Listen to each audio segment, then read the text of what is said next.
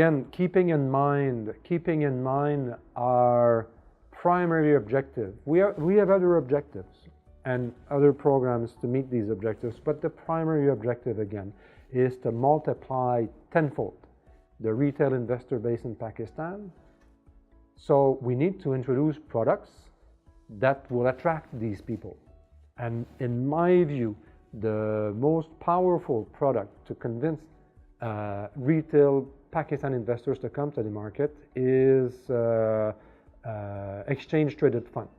An exchange-traded fund, for those of you in your audience who don't know what it is traded on the stock exchange. You buy and sell it like a stock, but instead of buying an individual company, you buy an entire basket of companies. So it's like a mutual fund listed on the exchange that replicates the return of KSE 30. So our hope is to launch a KSE 30 index fund that any Pakistani can buy with 10,000 rupees, 100,000 rupees, a million rupees, or 10 million rupees in one transaction. You invest all of your capital in all the companies of the KSE 30, and you are assured of making the same return as if you had invested in each of these 30 companies individually, including dividends. So you receive the annual dividend and you get the capital appreciation in one transaction.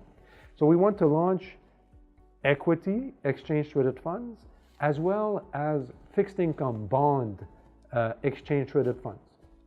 And by combining these two exchange-traded funds, an investor can have a balanced portfolio. So if you think that your portfolio should be equally invested in bonds and stocks, you put half your capital in our bond ETF, half your capital in our equity ETF, and then with a low cost, very accessible way, you can invest your money, and very safe way, you can invest your money in the stock market and the bond market at the same time. So I think those are the products we need to attract middle-class Pakistanis to invest in the market.